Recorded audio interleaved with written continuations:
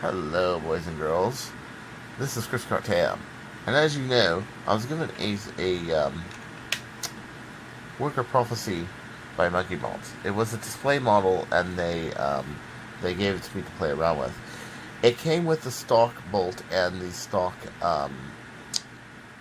barrel adapter on it, but they also threw in a metal breech and a metal pusher, which is good because I quickly figured out how to make it half length shooting, but at the same time use a stock tube.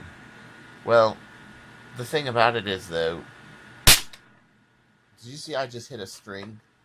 I just hit a string with this damn thing. That's pretty impressive. No scope, no nothing. Very accurate. So my question is, if you can get this shooting as fast as a large PT prophecy, or what most people are getting on large PT prophecy, and you do need a blaster for under 200 feet per second, what is the point of going full PT? Well, okay. And this is where this interesting episode goes, because I ended up accomplishing something rather interesting. Stock PT worker prophecy. Shooting Stephens through a sealed breech as fast as people such as Bradley Phillips and others have gotten their prophecy type R to shoot. Now, this doesn't have the internal pump mod, but I don't like the internal pump mod. I like this. I'm not a big fan of the internal pump mod. Somebody gave me one to fix, and I couldn't fix it because they had stripped the actual screws on it. Yeah, no joke. And I couldn't get it out. I just could not get it out. I'm good at a lot of things, but strip screws is not one of them. The heads actually broke off. It was pretty sad. But I've always had an off opinion about worker. But I will say this. This proves that, yes, it is more superior than a Retaliator. Maybe even a CETA, but I've yet to have one. And to be quite honest with you, the things they did think of, such as the padded plunger, the metal breech, the breech with the two O-rings and everything, can get this going in capable hands around 200 feet per second. It's stock tube, so I'm not expecting much. However, it does have a modified breech in there that the barrel's only about 5.5 inches long. So 194. So what did I do to get it up to this speed? And I'm not lying, it really does. I'm going to show it in the light. That's it. It really does have just a stock PT in there. It has the N25 spring. Yes, it does. It's got the Type R stock on it. Yes, it does. But it has a stock plunger tube. That's right. You can see the brackets for the large plunger tube, and that they're not being used. They're being used by a much smaller plunger tube. What exactly did I do? This is almost like looking through an X-ray. Well, I'm going to have to take off the barrel adapter to show you that. What exactly did I do? The thing I have seen a big problem with worker, is their misuse of barrel lengths and diameters. For example, they use the same barrel length on a Prophecy Type R with a large plunger tube as they do their long shot kit, which, by the way, far different plunger diameters. But here's what I did. I had an extra artifact barrel lying around, and you may see some standing marks here. This very edge. Well, here's what I did. The artifact barrels are slightly larger. However, I like the idea of tight fit. I also like the idea of my barrel not coming off in the middle of battle. And I also like the idea of doing something, well, relatively myself. So I went to a friend's house. He had a small lathe that went about 6 inches. This, of course, was 5.5 inches. And I went on it, and we put it on the lathe here, and we put it out here, and so the finger marks were right here. You can still kind of see where the finger marks were. Yeah, those were marks from the actual lathe. And we turned it with some sandpaper, and we kept trial and erroring it till it would fit. That's essentially what I did to it. Okay? As you know, artifact barrels are very close to worker barrels. The only difference is that worker barrels are sandblasted. However, the precision on the inside of an artifact barrel is superior. I then machined and crowned the front so that I would have a new barrel.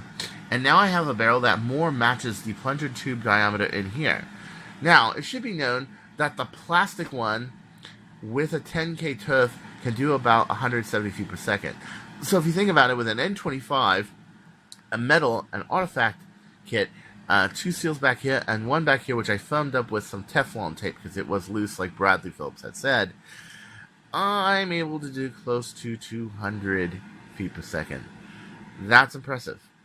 Now, comes the big question. Why do it? Well, I'll tell you why. Anybody ever fired a long shot? I'm sure you have. What is the biggest problem you have with a long shot? It has a lot of air. Not only is it a benefit to velocities, it is also a poison to accuracy, because at the very end of the discharge of fire, you need a barrel like that on a blaster in order to compensate for it, and even then, it still has a lot of air discharge to throw your darts off. Now, as the Ultra Match version of the Fire Strike proves, that if you get right on the peak air volume on the barrels, you will actually get much more accurate. Well, this thing is no exception. Very accurate, because it's very close to the peak air volume of the tube. It's also extremely efficient, because now you're using a small tube with an O-ring that has less drag. You're using silicone lube on the inside of it, which is really slick. You're using an N25 that has a lot of pre-compression with a pad, so we know it's not going to break. And you've got just the right amount of launching platform. Now, I'm betting you're wondering, okay, but what about that long barrel sleeve? What did you do about that? Well, this is what I did about it. I ported it. That's right. So at the very end of this barrel, as the dart goes out, it reaches 2 slits that basically take whatever excess air is left and pulls it out. But it actually doesn't do it more for excess air, because in here you got about the right amount of volume. I did this to the total volume. Haha, yeah. So calculating the total volume in cc's, I made it so this would get to the total volume, and once it got there, instead of propelling the dart, these vents would actually suck air out as the dart's going on here to make it more accurate. Yeah, so now instead of the tail being tossed aside by the gas discharge, it is actually pulled out. This first concept was first done on the Super Veloce Retaliator.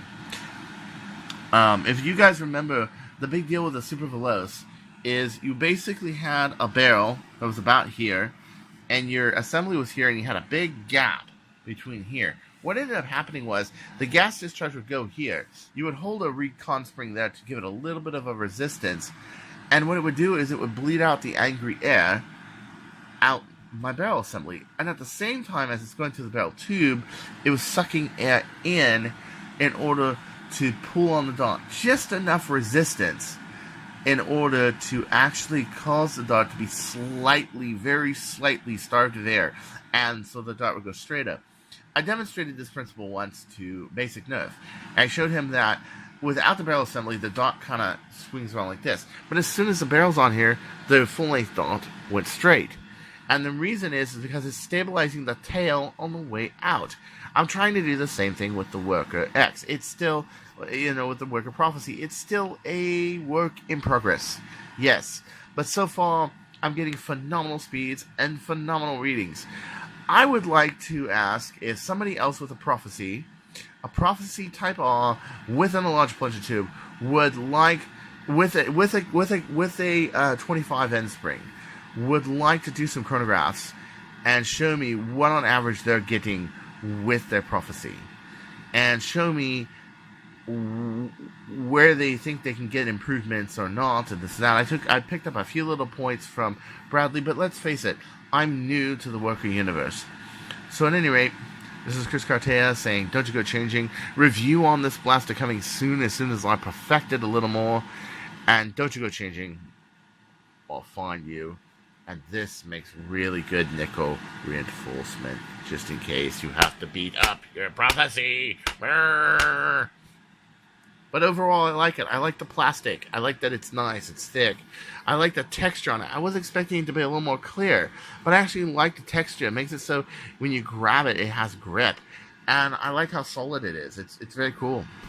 We'll see if I can say the same thing about the Ceta if they ever send me one. Peace out.